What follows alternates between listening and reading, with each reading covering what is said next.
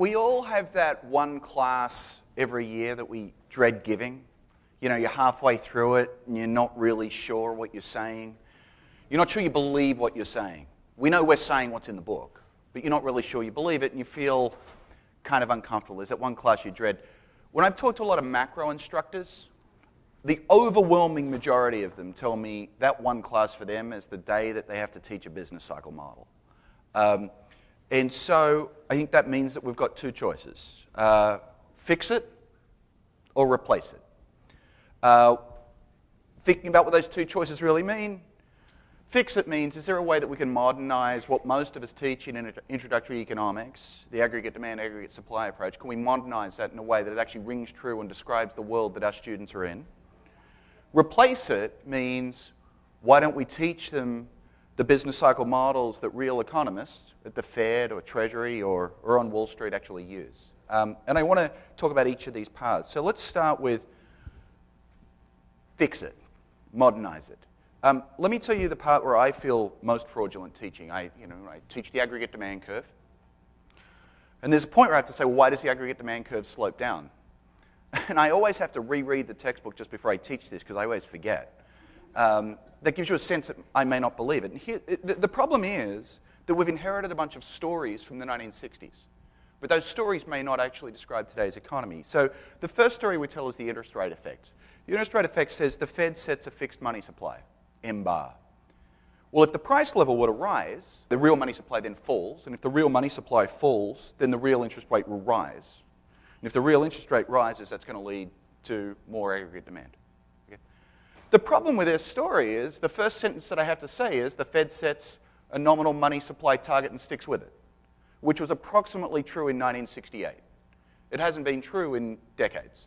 And then the second thing is we then work through this machine. We say, well, if they've set the nominal money supply and the price level just starts moving around, the Fed passively sits back and just allows the real interest rate to change. Again, that doesn't describe what Jay Powell does. Jay Powell decides on the interest rate. He says, I want the interest rate to be 2.25%. And the New York desk goes and implements that. So as a literal description of the world, this hasn't been true in 40 years. The second story we tell is the so-called wealth effect. The wealth effect is when the price level rises, my real wealth divided by the price level, the purchasing power that I have falls. And because I have lower real wealth, my consumption falls, and because I have less consumption, there'll be less aggregate demand. The problem with this story is a higher price level does two things. It makes my wealth rise, but it also makes the real value of my debts fall. And so if you think about what assets this applies to, if I think about my wealth, this effect doesn't apply to anything that's a real asset like my home. And it doesn't even apply to my bank balance, because when the price level goes up, it is true that my real wealth goes down, but the bank's real wealth goes up in equal and opposite measure. The only asset that this applies to is cash, the cash in my wallet. Next time you're in class, ask your students how much cash they have in their wallet. It'll be about $8 tops, right? So the first problem is that this effect only applies to a very, very small fraction of wealth. And quite literally for a student, it might be $10. So if the price level declines by 10%, their real wealth just rose by $1. And then the second part of this story is my real wealth just rose by $1. I'm going to go and raise my consumption. Well, if we think about the marginal propensity to consume out of wealth, it's usually about 0.05. So that then means I think that my consumption will rise by about 5 cents. So a 10% deflation will cause a 5-cent increase in consumption. So this story, the problem with it is, it might be true, but it's tiny. We sort of hope our students don't notice this. The third story we tell is the international trade effect. The international trade effect is a rise in the price level. If the nominal interest rate doesn't change, nominal exchange rate. If the nominal exchange rate doesn't change, a rise in the price level will raise the real exchange rate. And if the real exchange rate rises, net exports fall, and if net exports fall, aggregate demand falls. Go back, though, and have a look at the first part of this thing, which is if the price level rises, the real exchange rate will rise if the nominal exchange rate doesn't move. So here we have a nominal change having a real effect. We usually, the story we tell for why nominal changes can have real effects is usually sticky prices. The sticky price that would make this work would be a sticky nominal exchange rate. There's a price I'm pretty sure isn't sticky, it's the nominal exchange rate. So the whole story here, maybe there is a way to make it right, but at the minimum it's unclear. So this is why I feel deep discomfort when I teach aggregate demand and aggregate supply. So I want to give a different interpretation that I think describes the world as it currently stands, and we can recover and continue to teach aggregate demand if we think it's useful. There's a rise in the price level. If this year's price level is higher, given that last year's price level is already set in stone, that means this year's inflation rate is higher. That's literally just a definition. So if the inflation rate is higher, the next step of this is the Fed targets inflation. How does the Fed respond to a higher inflation rate? It raises the real interest rate. So that's the Fed's reaction function. If the Fed raises the real interest rate, what's going to happen to aggregate demand? People now are going to buy less stuff because the real interest rate is the opportunity cost of spending today instead of spending in the future. So I think this literally describes how the economy works right now. So now we have an aggregate demand curve that I think works. We can see that a higher price level leads the Fed to raise the real interest rate. Jay Powell will hold a press conference and announce it. He won't passively allow it to happen. And that will reduce the quantity of output demanded. And a lower price level will lead the Fed to cut the real interest rate, raising the quantity of output demanded. Because the Fed is so central to this, I call this the Fed channel. It's really what we used to call the interest rate channel, but modernized to understand the Fed no longer targets the money supply. We don't need to teach money supply, money demand. The Fed targets the interest rate, and the Fed is an inflation targeter. So that's the first part of trying to fix ADAS. So the second is, here's the big promise of ADS. It's the promise that we make ourselves, and it's why we think this is a useful framework. It's the framework we use for talking about micro is so similar to the framework we use to talk about macro, and we hope that the students take what they learned in micro and they can apply the same tools. We always pause and say parenthetically, an aggregate demand curve is different than a demand curve for gas or any individual good, and the aggregate supply curve is different than the supply curve of gas. But we think these tools are incredibly useful. Now, in micro, this works really well. We can take something like an exogenous decrease in demand, and what do? We shift the demand curve. Now, that's comparative statics, and we can see what happened as a result. In macro, though, we don't just have this exogenous separation between the aggregate demand and the aggregate supply side, and so things don't quite work the same way. If we have an exogenous decrease in aggregate demand, we actually end up with a mess. You'd think if there's a decrease in aggregate demand, that will cause the aggregate demand curve to shift. But then magically, for some reason we don't fully explain, it also causes the aggregate supply curve later on to shift so that we get back to the long-run aggregate supply curve. So, in fact, the tools are not the same. The micro version of this, the exogenous shifters shift one curve. They either shift the demand curve or they shift the supply curve. And that's not quite how it works when we're doing ADAS. In fact, this is what that graph looks like, for instance, in Greg Mankew's textbook, right? And this is what it looks like when I'm trying to teach this. The problem here is we have this. There ought to be a UN convention against economics graphs that have 5 lines on them. It's too hard. The cognitive load's too great. How is it we can teach students in micro that an equilibrium occurs where 2 curves cross, and in macro all of a sudden it's where 3 curves cross? And then what do we do when only 2 curves happen to cross? This just becomes too difficult. So I have a different approach for teaching the exact same set of issues. What I want to do is I start with extreme cases of thinking about aggregate supply. So we all know the first case, which is think about the long run. In the long run, and I say to students, this is a period of many years, the aggregate supply curve is vertical. I teach this by thinking about the classical dichotomy. If you woke up tomorrow and every price tag in the economy had an extra 0 at the end of it, so every $10 bill became a $100 bill and every $10 price tag became a $100 price tag, what would change? And the answer is nothing would change. We'd still all produce exactly as much, we'd consume exactly as much, we'd work exactly as much. So that then says in the very long run that the aggregate output in the economy is unrelated to the price level. Then I go to the opposite extreme. That's one extreme. What happens in the long run? The opposite extreme is the very, very, very, very short run. So this is not the short run aggregate supply curve, it's the very short run aggregate supply curve. No one's had a chance to change their price. If you haven't had a chance to change your price, then your supply curve must be horizontal. The price is fixed. Okay, so they're 2 extremes. Of course, neither of these are realistic for what we're thinking about. So then what happens between the extremes? Between the extremes is the short run, which is what we're used to teaching, right? In the short run, what happens is that if there's excess demand, output above the economy's production capacity, lots of factories are running overtime, and some of them are going to start to raise their prices. Or, if there's insufficient demand, demand less than potential output, lots of factory lines are running idle, so in order to capture some business, people start to lower their prices, the average price level falls. As a result, you get an upward sloping short-run aggregate supply curve that we're all used to teaching. And this, I think, is the right supply curve for thinking about a period of a few quarters. What about a year or two after that? After the short run comes the medium run, which is prices continue to adjust. If output exceeds potential output for a longer time, more businesses will have a chance to adjust their prices. And if output's less than potential output, more businesses will have a chance to cut their prices. And as a result, the aggregate supply curve steepens. So the implication of all of this is actually pretty neat. We get what I call the comic strip approach to aggregate supply. Now I only have one aggregate supply curve for everything I'm doing. I just need to look at a different aggregate supply curve according to what time horizon I'm looking at. So we can say what happens over a couple of weeks, use the very short run. What happens over a few quarters, let's use the short run aggregate supply curve. What happens over a couple of years, let's use the medium run. And what happens when I want to do is make projections over many years, use the long run. Okay? Notice here that I can do comparative statistics. There's never any more than 3 curves on any graph. And the standard methods of supply and demand that we teach in micro also apply here.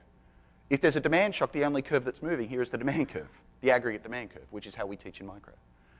So the cognitive load on the students here is a lot lower, and we're just asking them to realize that the period of time over which you're analyzing things changes the slope with which you want to think about the aggregate supply curve, which, by the way, is also something we teach in micro. The next thing I'm going to do is if you want to get fancy. You could stop here. But here's the fancy version. We can actually now do economic dynamics. We can say what happens to prices over time after there's a decrease in aggregate demand. So let's look at the price level over time.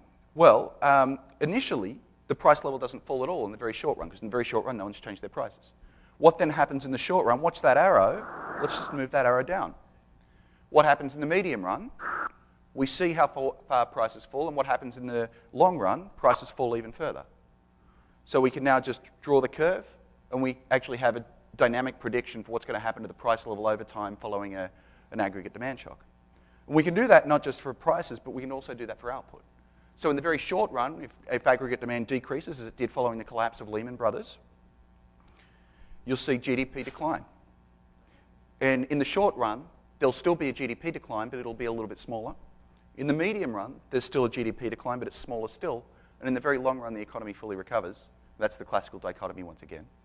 And so now we can see our model gives us a full prediction of what will happen to output, not just today, but at every point in time over the next few years. Okay, as I said, there are 2 alternatives here. One is how can we rehabilitate aggregate demand, aggregate supply so that it reflects the economy as we understand it. That's what I've been talking about so far. I want to talk about a different approach, which is let's throw that out and instead treat our students to the understanding of the macroeconomy that most of us carry around with us. And that's some version of, if you sit down and talk to Janet Yellen or Ben Bernanke or Jay Powell, at the back of their mind, they're basically thinking about IS, MP, and a Phillips curve. MP is the fancy modern word for LM. So here's where I'm going to sharpen, and I'm going to say I want to make a critique of the ADAS framework. And the truth is I think there are only 2 problems with the ADAS framework. One is the vertical axis, and the other is the horizontal axis.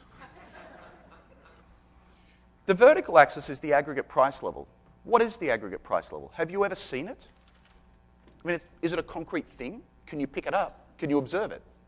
Do any of us know what it is? Is the GDP deflator right now 253.4? Or is it in fact only defined up to a normalization and so it actually has no number? Does the price level feature in policy discussions? Go through the Wall Street Journal for the last 6 months and see if it's ever reported the level of the GDP deflator. Do students read about the GDP deflator? Likewise, on the horizontal axis, we have the quantity of output. But again, if you look at how we discuss output, it's very rare to read in the Wall Street Journal that GDP last year was $19.3 trillion. We instead read that GDP grew by 2%, or we read that the output gap is plus 1.3%. And so we want to think about concepts that I think students will read and hear about. If you look at the Fed releases its forecasts every quarter. Notice what it doesn't forecast, the price level or the GDP level. Instead, the Fed's forecasting interest rates, it's forecasting inflation, and it's forecasting excess capacity through the unemployment rate and also the output gap. So then what I want is a model that actually reflects the variables that it appears policymakers care about. So that's why I want to talk about the ISMP framework. A lot of us learn this or teach this in intermediate. And the question is it simple enough for us to bring into the principal's classroom? And as our profession gets better at thinking about issues, we get better at talking about issues, and eventually there is this life cycle where something that was hard 30 years ago, it enters intermediate 20 years later, and it enters principles a few years after that. And I think that we're ready for ISMP in the principles framework. So here's how I would teach that. What if the real interest rate were to decline? The real interest rate's the opportunity cost of spending money this year rather than next year. So therefore, that will lead to an increase in consumption or an increase in investment. It may lead governments to spend more. It may have an effect on net exports as well. As a result of that, aggregate expenditure, which equals C plus I plus G plus NX, will rise if any of those factors rise. If aggregate expenditure rises, then GDP rises because output expands to meet demand.